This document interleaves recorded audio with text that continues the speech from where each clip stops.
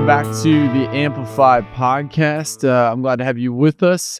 Today is going to be a great day on the podcast. We have two absolutely fascinating passages that we're going to go through, two amazing chapters.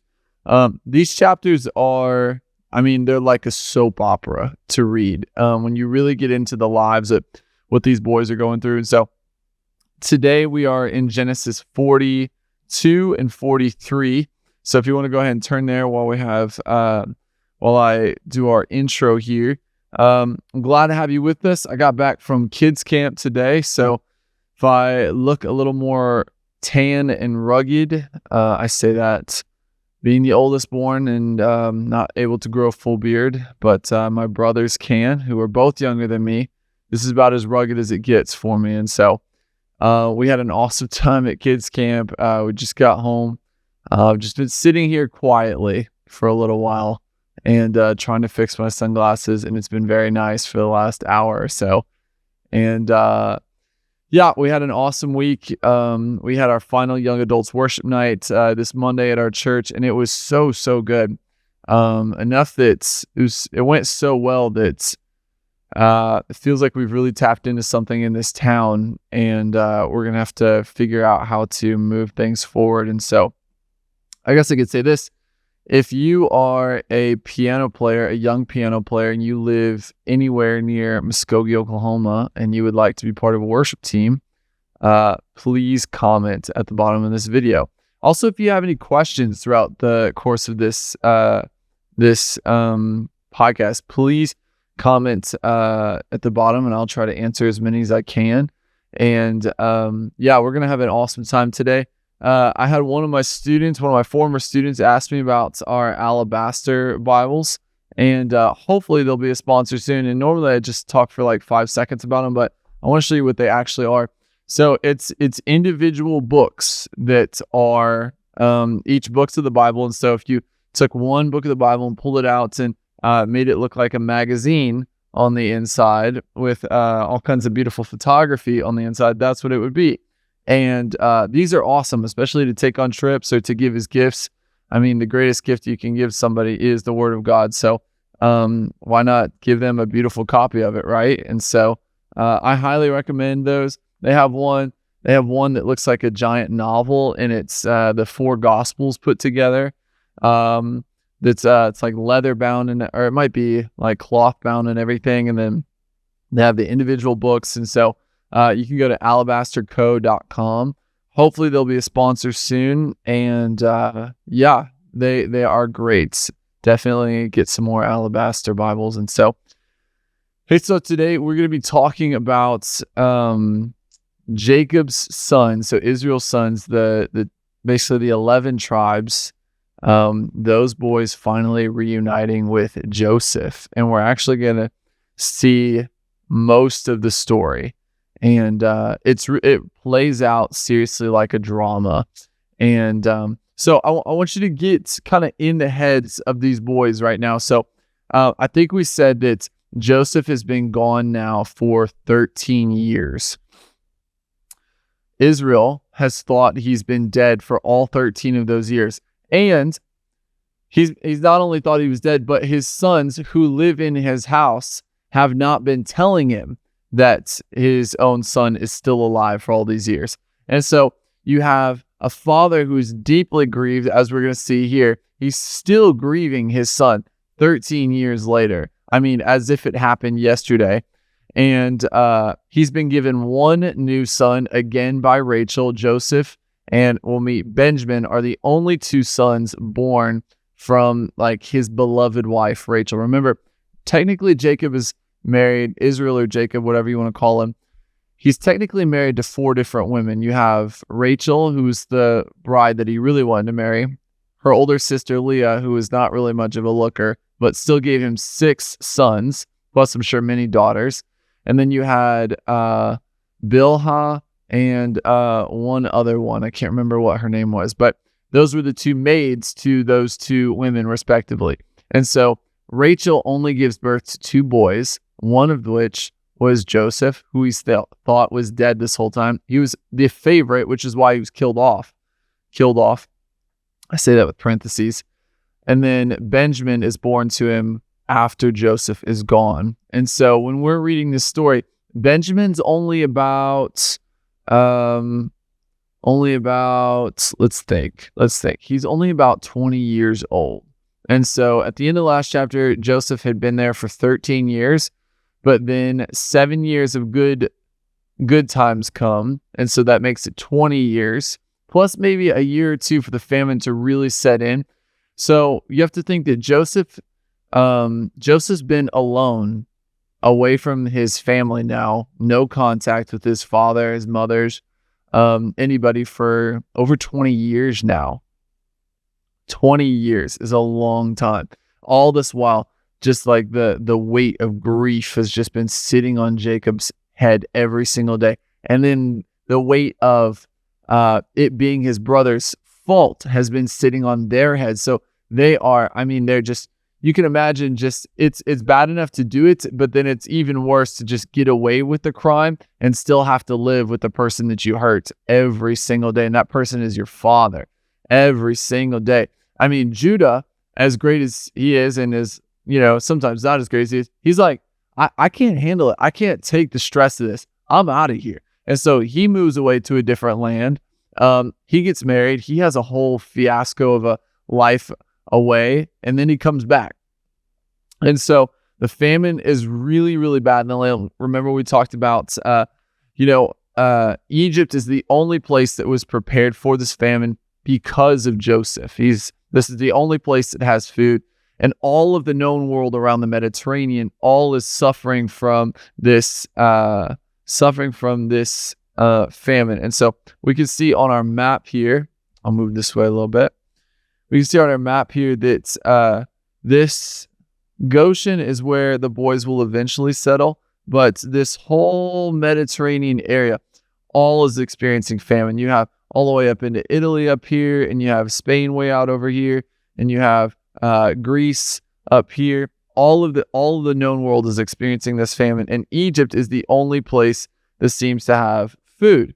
And so this includes Israel. This includes all the places. And so Joseph is primed to see all of the world's money and power and resources be poured into Egypt through him. Man, if we remain faithful to God, even in difficult times, even in prison, even in servitude, man, God is so gracious to bless us, even with all the riches of the world.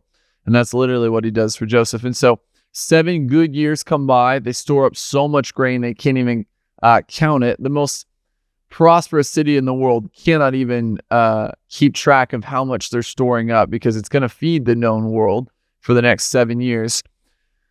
And that's where we find ourselves at chapter 42. So we have 9 more chapters, 42, 3, 4, 5, 6, 7, 8, 9, 50. Yep, 9 more chapters in this book. And then we're going to move into Exodus. And so Joseph is one of those characters that we see his whole life pretty much. Not as much as Moses or someone like King David, but we get to see all of Joseph's life. And right now he has been living as a foreigner for a long time. He is, let's call him the first of many. They're going to be living here for 400 years, and he is the first of many. But God's going to give them the very, very best, at least initially. They're going to inherit the very best simply because of the faithfulness of Abraham, and now I would even posit the faithfulness of Joseph. So if you are tuning into this podcast for the first time, hopefully that catches you up to where we are today.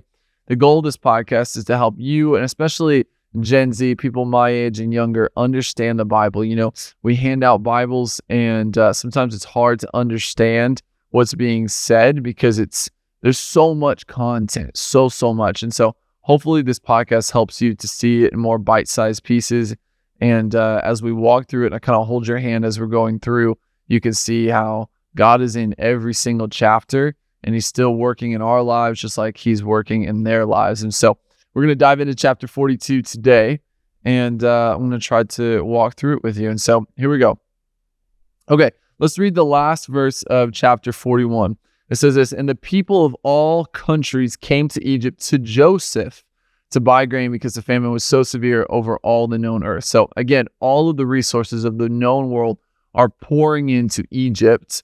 God is making Egypt richer and richer and richer, not because of Egypt, because of Joseph. And it says this, now when Jacob, this is Israel, you can call him Jacob or Israel. I'll put that up at the top just so we don't forget that God changed his name. So we have Jacob, but also goes as Israel. So if I say Jacob or Israel, it's the same person, okay? Now when Jacob or Israel learned that there was grain in Egypt, he said to his sons, what are you doing staring at each other in bewilderment and not taking action? He said, I've heard that there's grain in Egypt. Go down there and buy some grain for us so that we may live and not die of starvation. So these boys are farmers. They're seeing the famine in their own land. And when it's not growing, it's not growing. And so you kind of just, like kick the ground and kind of stare at it and wait for it to come up. We plant the seed, but it's God who gives the growth. And so Jacob's like, what are you doing just staring at each other? They have food in Egypt. Go buy some food in Egypt. So 10 of Joseph's brothers went down to buy grain in Egypt. All 10. So Judah has come back home. Any of the rest of them that maybe moved away for a short time are now back here, and they're all going out together. By this point, they probably all have sons and daughters, and they have wives, and they have families. And so this is a growing family right here, but all of them are coming together so that they can go buy grain. So this just adds to the point that this is a very, very severe famine.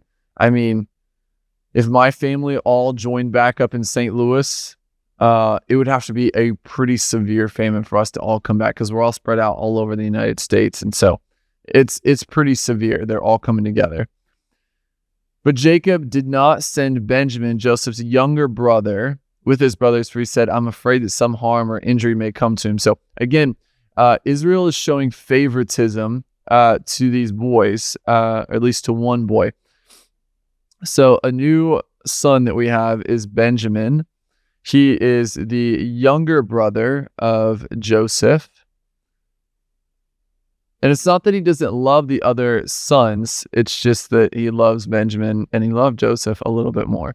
So then we have plus the other 10. So this is Reuben, this is Simeon, this is Judah, ... It goes on. Okay. So it says this. So the sons of Israel came to Egypt to buy grain along with the others who were coming, for famine was in the land of Canaan also. So they're not the only ones coming. It's not just like their family shows up alone like in VeggieTales. You have to think about lines and lines of people trying to come in and buy it from Egypt. Now Joseph was ruler over the land, and he was the one who sold grain to all the people of the land. And Joseph's half-brothers, remember they're only half-brothers, came and bowed before him with their faces to the ground. So, couple chapters back, we see Joseph has a dream. These 10 sheaves, clusters of grain, all bow down to him. And of course, it was revealed to him that this is his brothers eventually bowing down to him.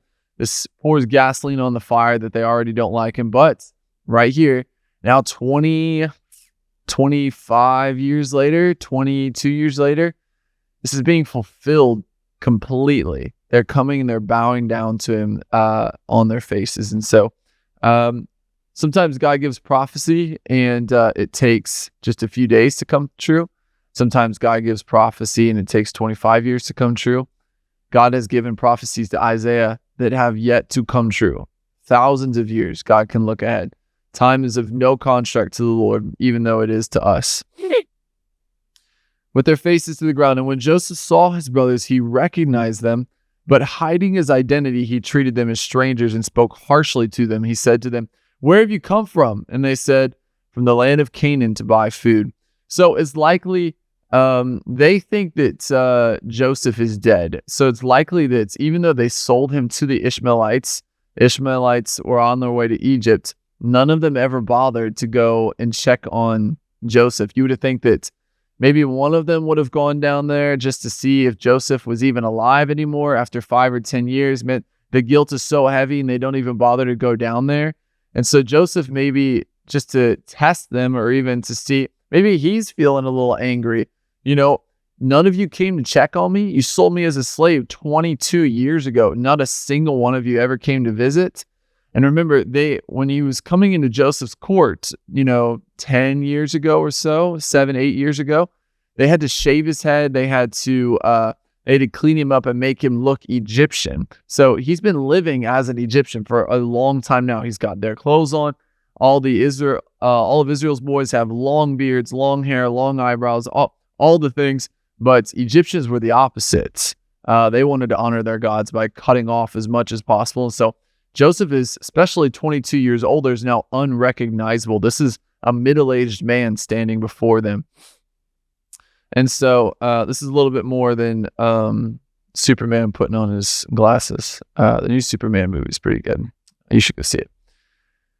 He said, "Where have you come from?" And they said, "From the land of Canaan to buy food." Joseph recognized his brothers, but they did not recognize him. Verse number 9. All right, we're going to see 4 accusations that Joseph makes against his brothers. Joseph remembered the dreams he had dreamed about them and said to them, "You are spies, and you've come with a malicious purpose to observe the undefended parts of our land." So we'll count that as number 1. But when they said to him, "No, my lord, for your servants have only come to buy food. We are all the sons of one man, and we are honest men. Your servants are not spies."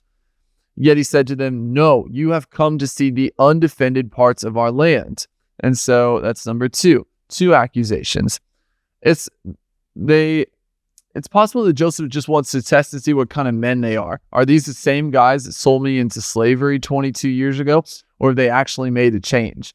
And honestly, if I was standing there, I was Joseph, and they're telling me, we're honest men, we're good guys, I'd be thinking, no, you're not. You're the worst. You're the absolute worst. And I'm going to put you through the fire a little bit. I don't know if Joseph's thinking that, but you have to think these boys they really are different. They are broken men. They are men of blood. They are men who are grieved over how they've watched their father live for the last 22 years, thinking their son, whom they know is alive, is dead all this time. And so it's possible they're telling the truth, but nonetheless, Joseph wants to test them. But they said, "Your servants are 12 brothers in all." That was kind of maybe their first mistake, saying that there was an extra brother, as we'll find out here in a moment. But they said 12 brothers. Sorry, I keep having to stop. There's a lot packed into this. They said we were 12 brothers in all. So they're still counting their brother, who they believe is dead, as one of their brothers. And so that's how much the memory has been kept alive.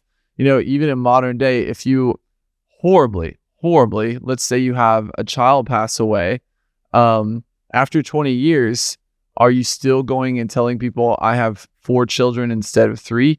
3 are standing here," even if that child's been gone a long time? Maybe, maybe not. But they certainly seem to do so even as adults. We are 12 brothers in all, the sons of one man that live in the land of Canaan. So please listen, the youngest is with our father today, and one is no longer alive. So that confirms that they think that he's dead.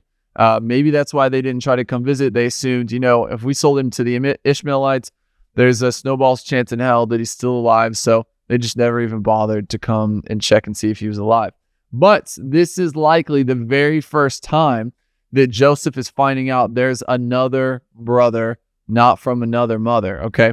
So this is where he's finding out at this moment. Joseph said, it is as I said, you are spies.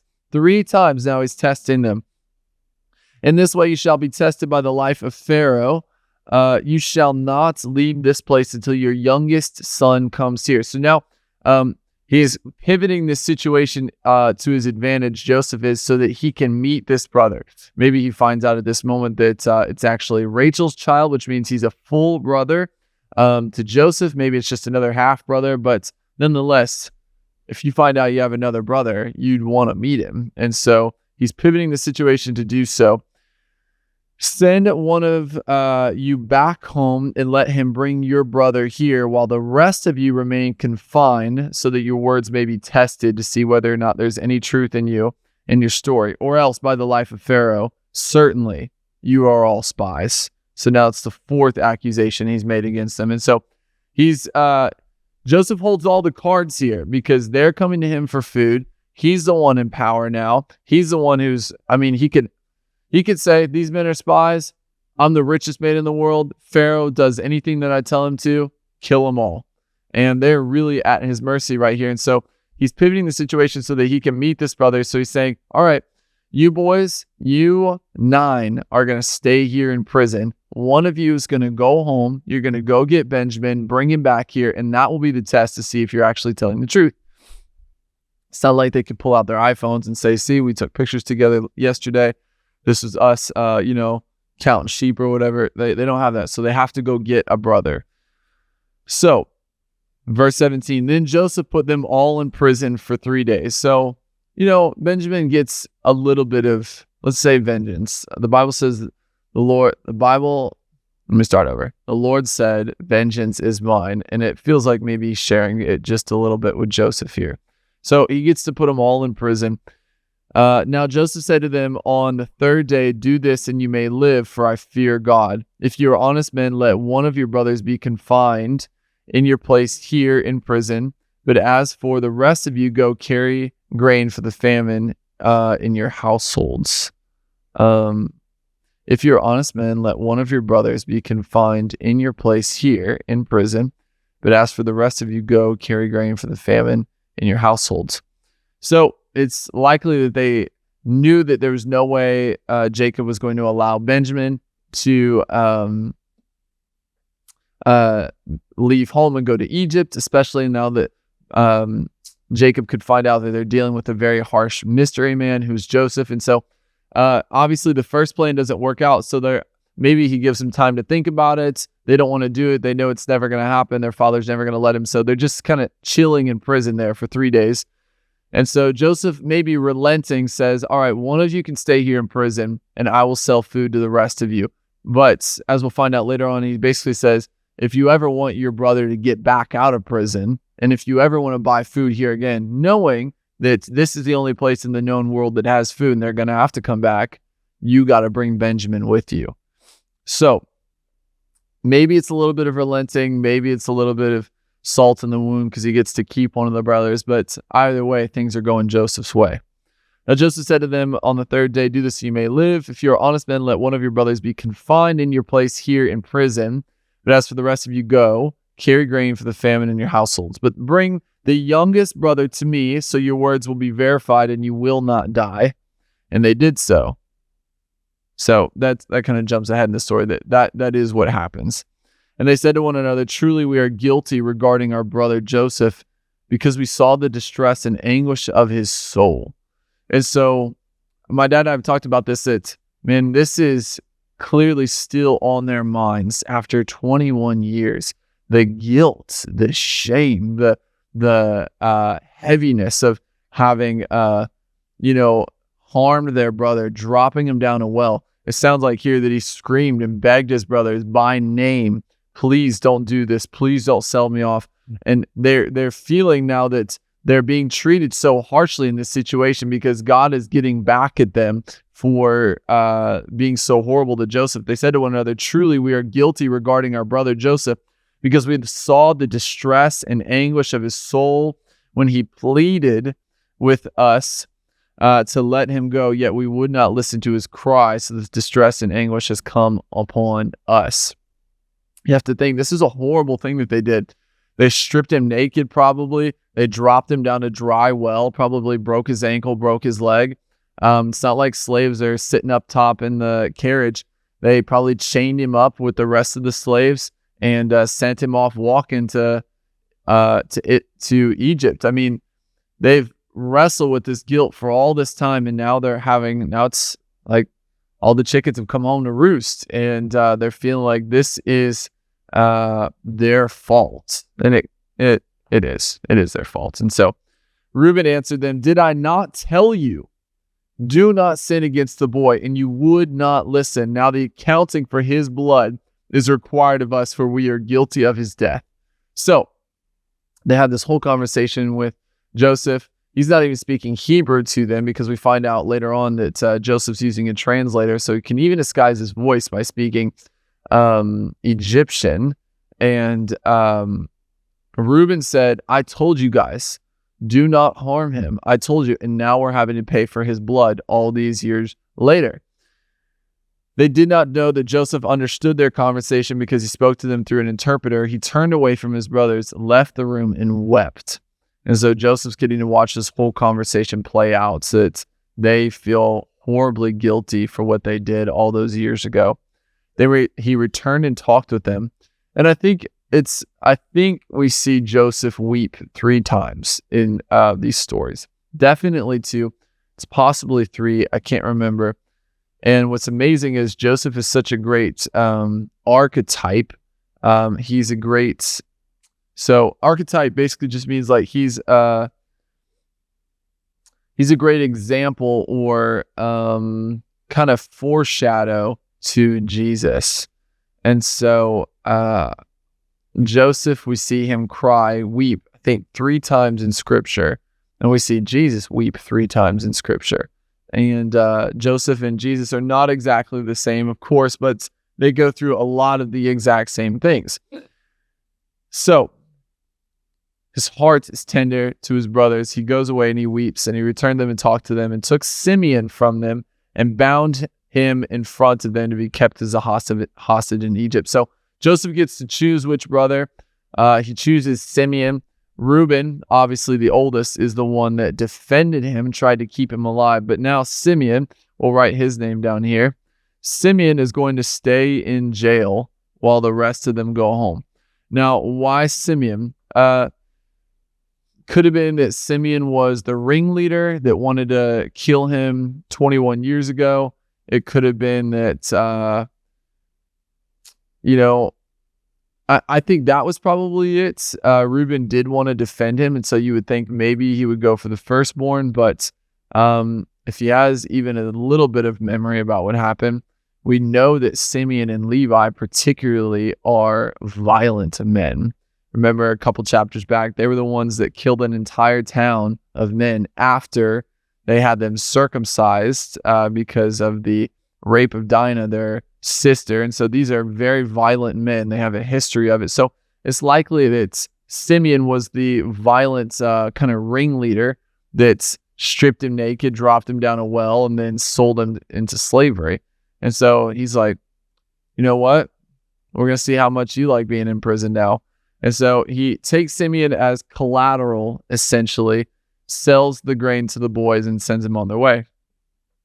Then Joseph does something odd. Then Joseph gave orders privately that their bags be filled with grain and that every man's money used to pay for the grain be put back into his sack and that the provisions be given to them for the journey. And so this was done for them. So Joseph is the top dog other than Pharaoh, who's busy doing, I'm sure, stupid ceremonial God stuff, whatever, lowercase g God stuff. So Joseph's pretty much running Egypt. And so if he wants to give people money back, he can give people money back if he wants to. And maybe he does this to test the brothers. Maybe he does this because he wants to bless his father by sending home free food to him. I don't know. But nonetheless, it's not really taken as a blessing, as you'll see here in a moment. Then they loaded up the donkeys with grain and left from there. And at the lodging place, as one of them opened his sack to feed his donkey, he saw the money in the opening of his sack. And he said to his brothers, "My money has been returned. Here it is in my sack." And their hearts sank, and they were afraid and turned trembling to one another, saying that, "What is this that God has done to us?" So if you strolled back into Egypt and said, we just wanted to pay for this, they're not going to think, oh, the ruler of Egypt put your money back in there. They're going to think, you dirty thieves, you stole this from us. You're going to jail. The whole world is experiencing famine, and you think you can steal this for yourself and not have to pay your fair share. So they're immediately filled with terror at this moment.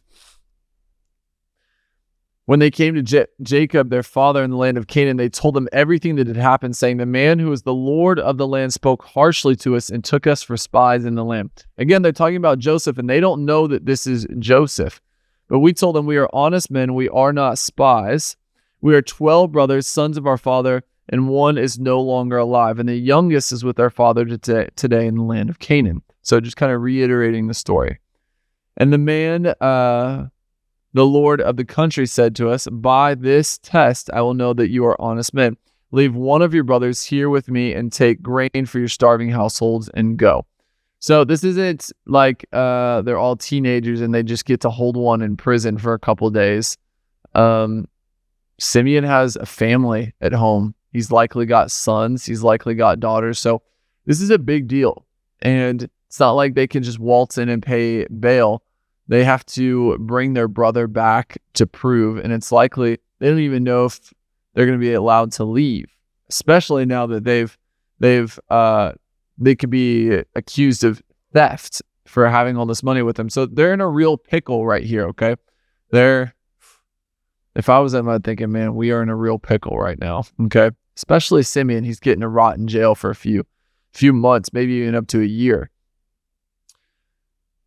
And verse 34 says this, bring your youngest brother to me, and I will know that you are not spies, but you are honest men. Then I will return your imprisoned brother back to you, and you may trade and do business in the land. That was Joseph's words that they're reiterating back to Jacob. Now when they emptied their sacks, every man's bundle of money paid to buy the grain was in his sack. And when their father saw the bundles of money, they were afraid, obviously for the reason we just discussed, that they're not going to take them as honest men who were given the money back. They're going to take them as thieves. Jacob, their father, said to them, you have bereaved me by causing the loss of my children. Joseph is no more, and now Simeon is no more, and you would even take Benjamin from me. All these things are working against me. So you can see how kind of like Jacob's like descent into like depression and into anger, into grief is just spiraling farther and farther and farther down. He's not able to move past the loss of Joseph, it seems. He's like, first I lost Joseph all these years ago. Now I've lost Simeon. And now you're going to take Benjamin from me for sure because they're going to think we're thieves. The famine's so bad we can't buy grain anywhere else. You guys are killing me. You're killing me, Smalls. You're killing me right now, okay? Then Reuben spoke to his father. This is crazy. This is how serious the situation is. And Reuben, unfortunately, as we'll see in a couple chapters, doesn't even get acknowledgement for this moment. But I think this was an incredible moment on behalf of the firstborn. Reuben was the one that kept Joseph alive in the beginning. He makes a horrible mistake with his stepmother, but we see mercy again in his eyes when he says, then Reuben spoke to his father, you may put my 2 sons to death if I do not bring Benjamin back to you. Put him in my care and I will return him to you. And so he's like, he's literally offering his own sons, his kids, as collateral for bringing Benjamin back. They understand full well how much Benjamin means to them. And it's crazy.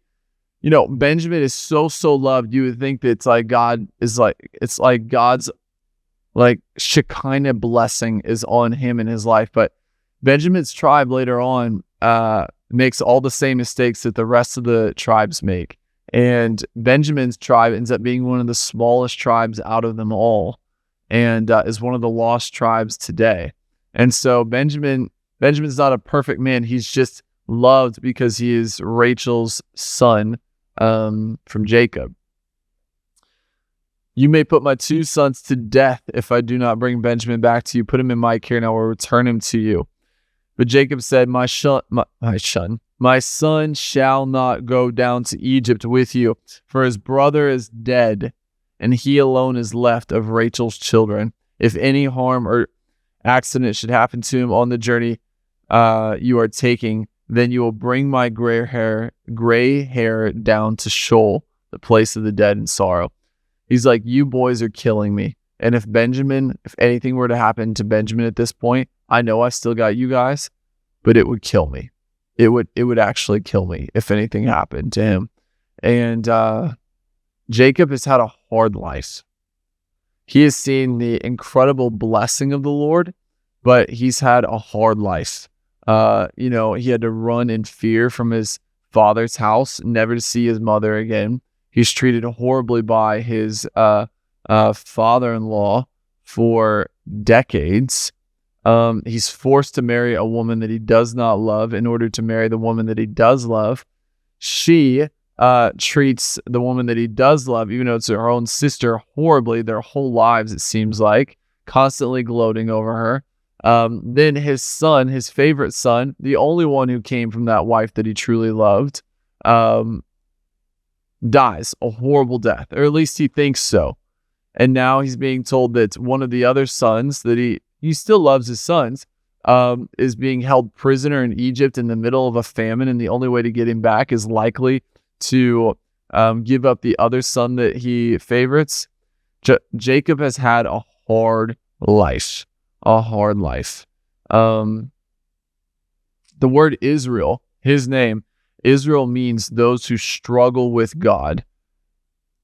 You will struggle with the Lord in this life. This is not me saying that God is going to give you hard times. This is not me saying that God is making your life difficult on purpose.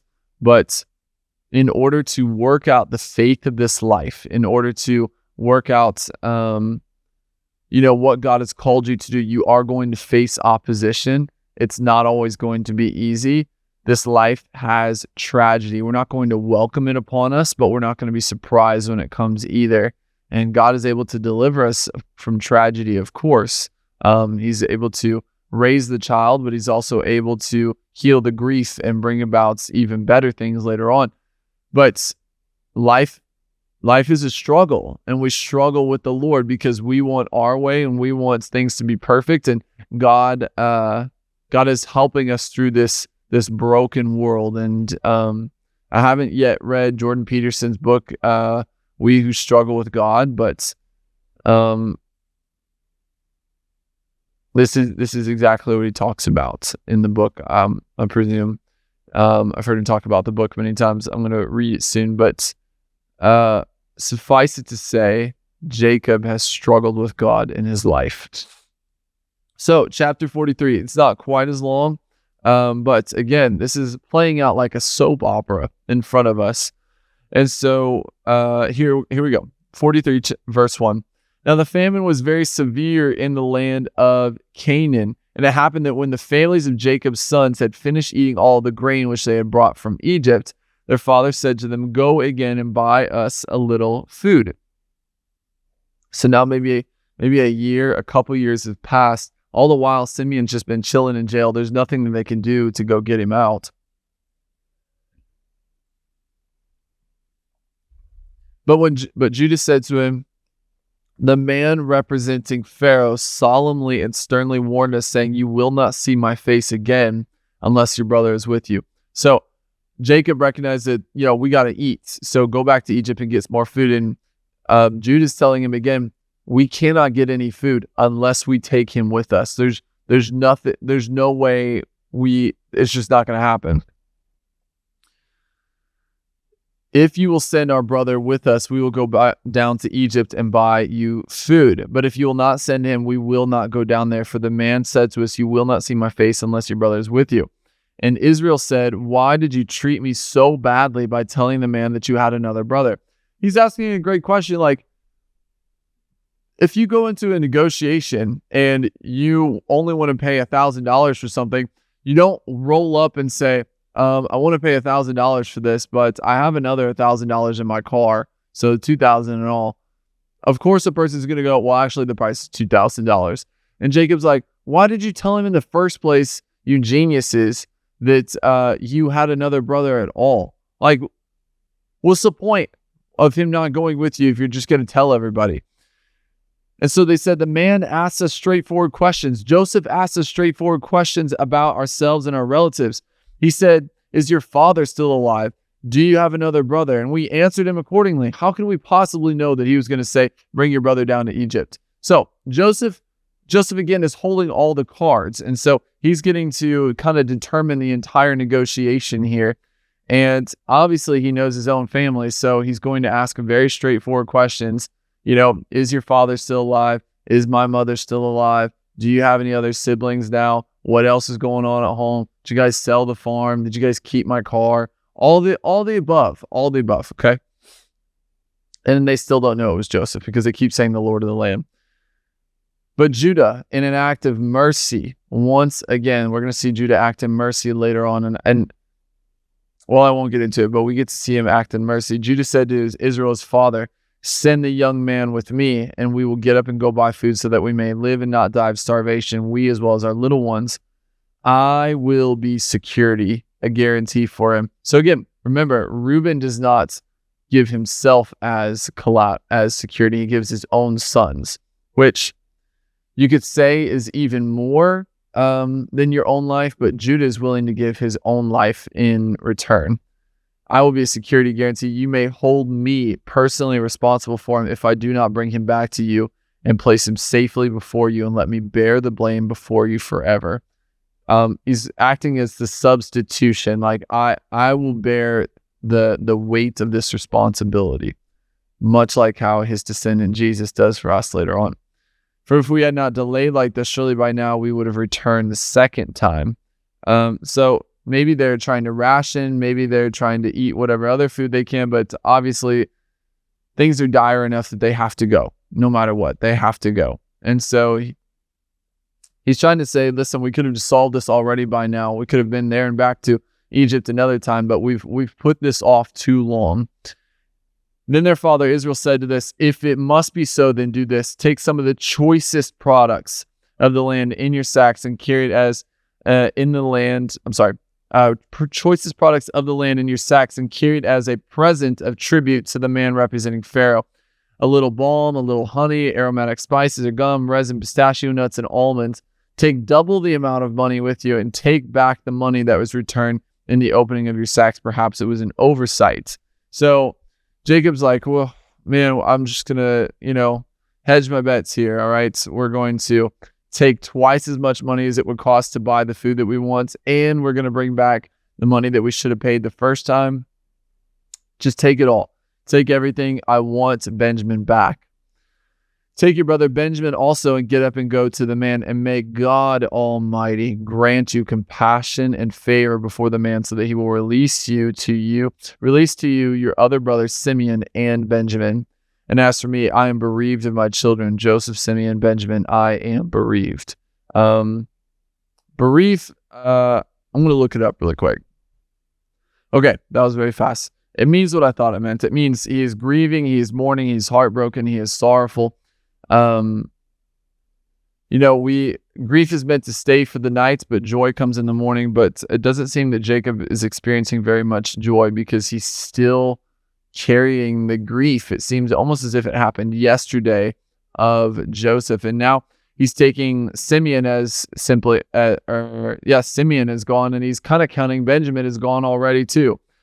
I am bereaved. Then the man took the present and double the amount of money with them and Benjamin, and then they left and went down to Egypt and stood before Joseph.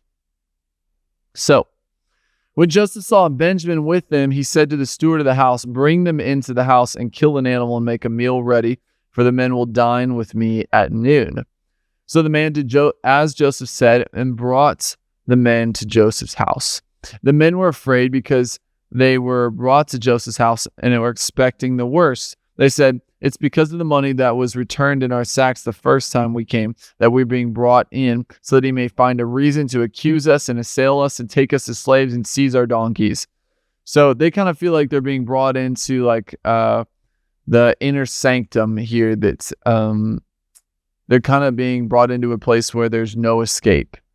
They're going to be accused of having stolen the first time, and that'll be it for us. And so they have a pretty negative outlook of what's happening. So they approached the steward of Joseph's house and talked with him at the entrance of the house. And they said, "Oh, my lord, we indeed came down to buy here the first time to buy food. When we arrived at the inn after leaving here, we opened our sacks, and each man's money was with him, which he had paid for the grain in full, returned in the mouth of the sack. So we have brought it back this time. We've also brought down with us additional money to buy food. We do not know how the money was put back in our sacks last time." So if this is the first time, Joseph's butler is hearing this, it's possible all he has to go off of is their word. We didn't steal this. We're bringing it back. We're trying to be honest. But it seems like the butler is in on it, because he says, But the steward encouraged them and said, "Peace be to you. Do not be afraid. Your God and the God of your father has miraculously given you treasure in your sacks. I already had your money, which you had paid to us." Then he brought Simeon out to them. And so it could have been that Joseph went behind his butler's back to put it in there. And so he really does believe that God gave it back to them. But suffice to say, my family said I can't say that too much. At the end of the day, they're not in trouble. And so they should be at peace. Then the steward brought the men into Joseph's house and gave them water and washed the dust off their feet and gave their donkeys feed. So they prepared the present of tribute for Joseph before his arrival at noon, for they had heard that they were to eat a meal there. When Joseph came home, they brought into the house to him the present of tribute which they had with them, and bowed down to the ground before him. Now, this is the second time they've bowed before Joseph. And in just a moment, they're going to bow again a third time. And so this isn't even his parents bowing down yet. So I don't even think this is the fulfillment of the second dream that Joseph had. This is just over and over God saying, "See, I will fulfill what I say. These boys will bow down before you."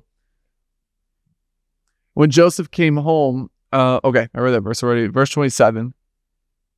He asked them about their well-being and said, "Is your father well, of whom you spoke? Is he still alive?" And they answered, "Your servant, our father, is in good health. He is still alive." And they bowed down in their heads in respect before Joseph. Okay. And he looked up and saw his brother Benjamin, his mother's only son, and said, "Is this your youngest brother, of whom you spoke to me?" And Joseph said, "God be gracious to you and show you favor, my son." So this is the first time he's seeing his full-blooded brother in the flesh. Then Joseph hurried out of the room because his heart was deeply touched over his brother. He sought privacy to weep. So he entered his chamber and wept there. Then he washed his face and came out, and restraining himself said, "Let the meal be served." So, just think about 20 years of, rejection, abandonment. I don't think Joseph felt like he was replaced. It just feels like that the fact that they've treated Benjamin well possibly means that their brothers are open to him coming back into the family, because he's the replacement to Joseph. And so there's like a whole, 10 seasons of soap opera wrapped up into this one moment. We see him run off and, recuse himself to pull away just to weep by himself at seeing his brothers now after all these years. Verse 32, last few verses. So the servants served Joseph by himself in honor of his rank, and his brothers by themselves, and the Egyptians who ate by themselves, because according to their custom, the Egyptians could not eat food with the Hebrews, for that is loathsome to the Egyptians. I think this is a very important verse as well, because while Joseph has had everything he could ever want in Egypt, he's the richest man in the world, aside from Pharaoh. He's been alone. He has his family, but maybe they see him as an Egyptian. Maybe they see him as a Hebrew. Either way, he's eating alone. He's not been able to eat with his family for 2 decades now. It's likely his family ate with him, but the rest of the Egyptians don't eat with him. Maybe because of his rank only. Could have also been, even while he was a Hebrew, he ate alone. And so it's not as if this life as an Egyptian has been a perfect replacement. It's been different for him. It's been hard. It's been segregated. Now Joseph's brothers were seated by the steward before him in the order of their birth, the firstborn according to his birthright, and the youngest according to his youth. And the men looked at one another in astonishment, because there's so much was known about them. And so Joseph obviously knows who the oldest is in the order of all the brothers. And so he sits them down almost, it's kind of funny, he's kind of tipping his hat, and they won't find out till later. Oh, that's why we were able to sit in order. We were told to sit in this order. How did they know which order we were in as siblings? And so Joseph selected and sent portions to them from his own table, but Benjamin's portion was 5 times as much as any of theirs. So they feasted and drank freely and celebrated with him. So, while in the past, when Joseph was given something special, the brothers burned with anger and with jealousy, but now Benjamin, a mirror image of Joseph, has been given something great in favoritism. Again, 5 times as much as the other brothers. And instead of being in jealousy, they're celebrating. We're going to get our lives back. Simeon's here, Benjamin's here. Perhaps they're thinking, if only Joseph was here now to see it. And so we're going to end on a cliffhanger today. That's where chapter 43 ends. And the saga continues in the next episode. And so we're glad to have you with us. If you have any questions about this story, what do you think about Joseph hiding his face this whole time? What do you think, the real emotions behind his weeping are? Leave it in the comments below. If you want to check out Alabaster Co., the link is below. And of course, please like and subscribe to this video. This helps, this channel to grow. We want more people to know about Jesus and the Bible. And so thank you so much for joining us on the Amplified Podcast. We will see you next time.